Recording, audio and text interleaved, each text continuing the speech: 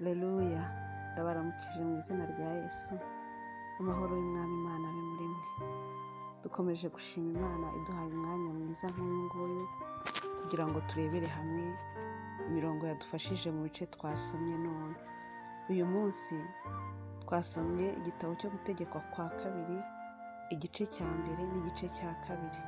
Dusoma n'ubutumwa bwiza bwanditswe na Mariko, igice cya 12. Muri igitabo cyo gutegekwa kwa kabiri twabonye ukuntu Mose yibukije Abisiraheli ubuhemu bahemukiye Uwiteka i Kadeshi. Tubona n'urugendo bagize n'intambara bagiriye mu butayu.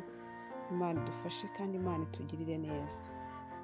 Mu butumwa bwiza bwa Mariko twabonyemo umugani w'abahinzi bimye shebuja imyaka. Tubonamo n'ukuntu abafarisayo bagiye bagerageza Yesu. Batangira kumugerageresha iby'umusoro. Abasadukayo bamubaza ibyo kuzuka n'imitego bamutegaga. Ariko Yesu yari umwami, yabaga azi ibyo batekereza mu mitima. Bageze aho naho bamubaza ngo itegeko rirusha ayandi gukomera. Ariko Yesu arabasubiza. Ari nawo murongo turi buzirikane none, umurongo wa 30 w'igice cya 12 cya Mariko.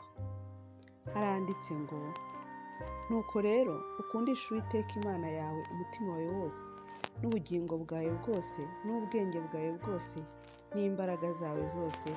Imana ishimwe. Mu by'ukuri iri tegeko abantu baba barizi, twagiye tuyiga, tuyazi mu mutwe. Ariko gukundisha Imana umutima wawe wose n'ubwenge bwawe bwose bishatse kuvuga iki? Imbaraga zawe zose.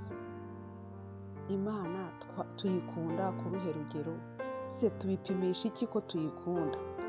Ariko biradukwiriye ko dukunda Imana nk'uko itegeko ryayo ribivuga, kandi rirusha ngo ayandi gukomera. Ngo ukundishe Uwiteka Imana yawe umutima wawe wose n'ubugingo bwawe bwose n'ubwenge bwawe bwose n'imbaraga zawe zose. Imana itugirire neza. Gukunda Imana ni ukuyigira iya mbere mu buzima bwacu bwose, muri priorite zawe, mu mitekerereze yawe, mu migambi yawe. Imana iza kuwuhe mwanya? Ifata uwuhe mwanya mu buzima bwawe bwa buri munsi? Muri gahunda zawe Imana ifata uwuhe mwanya? Biroroshye kuvuga ko dukunda Imana, ku munwa biroroshye kubivuga, ariko bikwiye kugaragara mu bikorwa byacu. Ese koko turayikunda n'umutima wacu wose n'ubwenge bwacu bwose n'imbaraga zacu zose? Dukunda Imana? Byibaze, nanjye mbyibaze.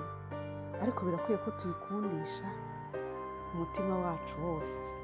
None se waba ukunda Imana n'umutima wawe wose ukayiburira umwanya? Kuko buriya umuntu ukunda ntushobora kumuburira umwanya. Reba muri gahunda zawe, Imana iza ari iya mbere, niyo ubanza mu migambi yawe, mu byo wibwira mu mutima no mu byo mugambirira.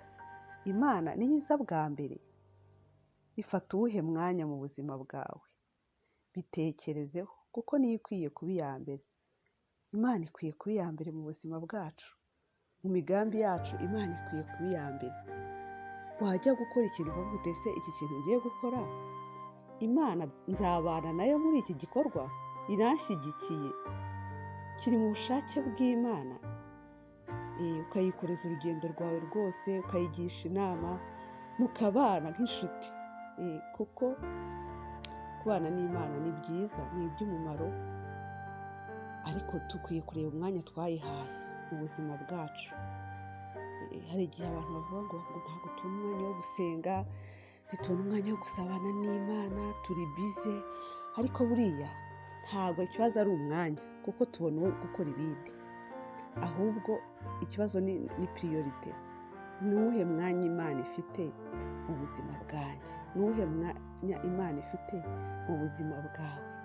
Ijambo ryatubwiye ngo ukundishe Uwiteka Imana yawe umutima wawe wose uyibonere umwanya, ugire igihe cyo gusabana n'Imana.